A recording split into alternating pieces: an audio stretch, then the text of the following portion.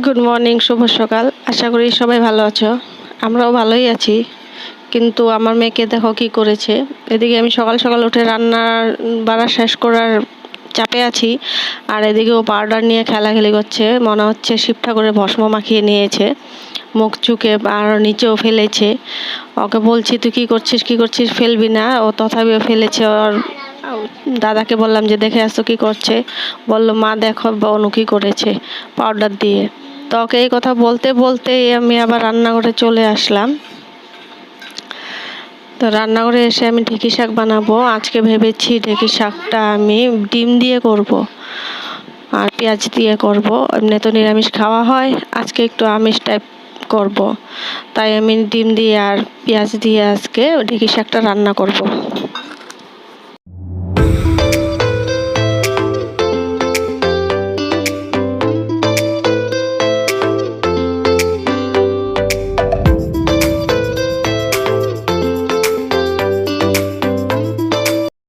আজকে আর কিছু রান্না করবো না, তো ঢেঁকি শাক আর ডাল বানিয়েছি আর পাঁপড় ভেজে নেব। কারণ কি আজকে আমার বড় ননদ আসবে, আর ওর ছোটো ছেলে বলেছে মামি আজকে বিরিয়ানি বানাবে। তাই তো আমার দেখো হয়ে গেছে ঢেঁকি শাক। তো সিধা রাত্রে আমি চলে আসলাম। তো এদিকে সব আগেই দুপুরে আমি করে রেখেছিলাম ম্যারিনেট। এখন পেঁয়াজ রসুন এগুলো কাটাকাটি করছি, আর চালটা ভিজিয়ে রেখেছিলাম। আর জলটা গরম বসিয়ে দিয়েছি আমি। জলটা ফুটলে তারপর আমি চালটা দিয়ে দিব। তো দেখতে থাকো তোমরা।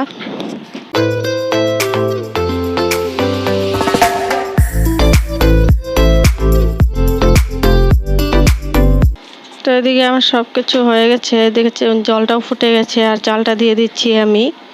আর ওইদিকে ওরাও ট্রেনে চেপে গেছে, তো ওদের আসতে দেরি হবে, 10টা বাজবে। আর আমি 6টার সময় ঢুকে গেছি, এখন ঠিক 7টা বাজে। তো একটু লেবু দিয়ে দিলাম, কারণ কি চালটা একটু সাদা সাদা হবে তার জন্য।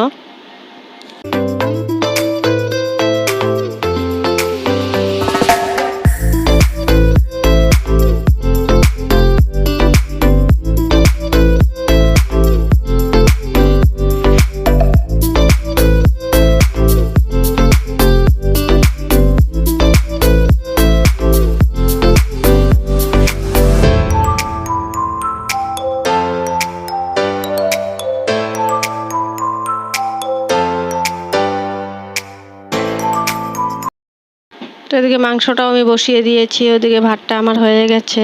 আর ওইদিকে ওদেরকে ফোন করে দেখলাম, ওরা বলল যে আর 1 ঘন্টা আছে। তো ওইদিকে একটু পরে পরে আমি আবার একটু নেড়েও দিচ্ছি যেন নিচে লেগে না যায়, কারণ কি আমার কড়াইটা একটু পাতলা তার জন্য। তো ওইদিকে এসে করছি, আর এদিকে আমার মেয়ে আমাকে ডিস্টার্ব করছিল। বললাম যে মা এখন ডিস্টার্ব করিস না, কিছু ভুল হয়ে গেলেই সব নষ্ট হয়ে যাবে আমার।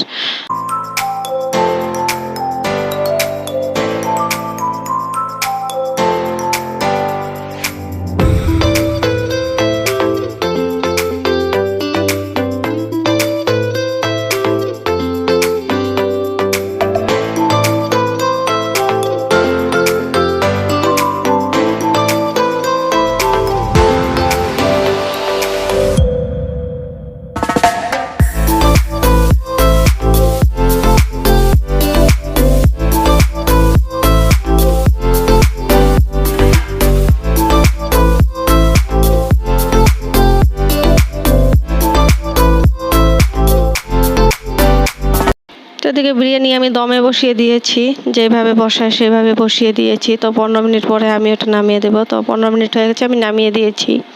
আর এদিকে রান্নাঘর পরিষ্কার করতে করতে ওরাও চলে এসেছে। তো ঢুকেই বলছে মামি কি রান্না করেছো, গন্ধ বেরিয়েছে। আমি বললাম যে কিছু রান্না করিনি, ডাল ভাত রান্না করেছি। আজকে কিছু হবে না, কালকে সানডে, কালকে হবে। বললো না আমি গন্ধ পেয়েছি। আর এদিকে ও আর মামা গাড়িতে এসেছিলো বলে ওরা তাড়াতাড়ি এসেছে।